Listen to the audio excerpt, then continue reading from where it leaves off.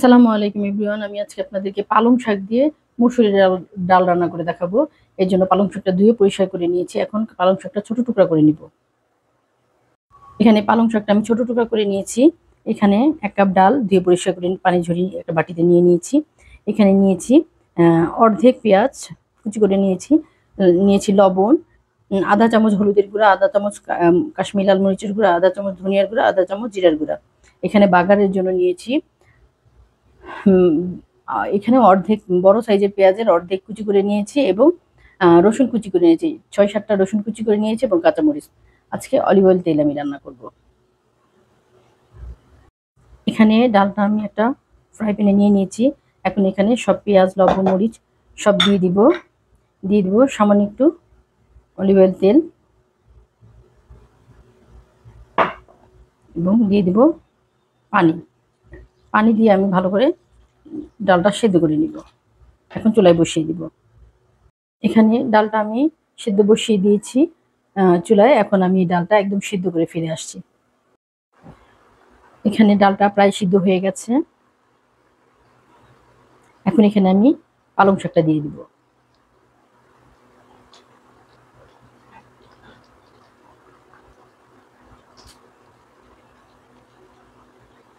অল্প অল্প করে পালং শাক দেব আর নাড়াচাড়া করে মিলিয়ে নিব। এখন এখানে কাঁচামরিচ দিয়ে দিব। পালং শাকগুলো সব দিয়ে দিয়েছি। এখন কাঁচামরিচের সাথে পালং শাকটা ভালো করে রান্না করে দিব। এখানে সামান্য একটু পানি দিব যাতে শাকটা সেদ্ধ হয়ে যায়। ডালটা তো একদম শুকিয়ে গেছে। এখন একটু সামান্য পানি দিয়ে শাকটা ভালো করে সেদ্ধ করে নিব। এখানে পালং শাকের সাথে ডালটা প্রায় সেদ্ধ হয়ে গেছে। এখনো এই চুলায় থাকবে। আমি এটা এখন বাগার দিয়ে নিব। বাগার দেওয়ার জন্য এখানে একটা ফ্রাই প্যানে পাশের চুলায় আমি অলিভ অয়েল তেল এবং 3টা শুকনো মরিচ দিয়ে দিয়েছি। শুকনো মরিচটা ভালো করে একটু ভেজে নিব। শুকনো মরিচ, রসুন, পেঁয়াজটা ভালো করে ভেজে নিব। এখন পেঁয়াজটা বাদামি করে ভাজা হয়ে গেছে, রসুন এবং পেঁয়াজটা। এখন আমি ডালের উপর পালং শাকের ডালের উপর দিয়ে দিব। এখন ডালের উপর বাগারটা দিয়ে ঢেলে দিব।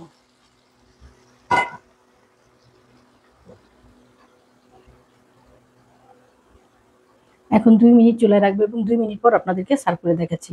হয়ে গেছে আমার মসুরের ডাল দিয়ে পালং শাক রেসিপি। আমি আপনাদেরকে সার্ভ করে দেখাচ্ছি। হয়ে গেছে পালং শাক দিয়ে মসুরের ডাল রেসিপি। আপনারাও আমার রেসিপি ফলো করে বানাতে পারেন। যদি আমার রেসিপিগুলো আপনাদের ভালো লাগে তাহলে আমাকে সাপোর্ট করবেন এবং আমার নিত্য নতুন রেসিপি দেখার জন্য আমার পাশে থাকেন।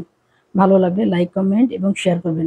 যারা আমাকে সাবস্ক্রাইব করেছেন তাদেরকে অসংখ্য অসংখ্য ধন্যবাদ। আর যারা এখন আমাকে সাবস্ক্রাইব করেনি, যদি আমার রেসিপিগুলো আপনাদের ভালো লাগে তাহলে আমাকে সাপোর্ট করবেন। আল্লাহ হাফেজ।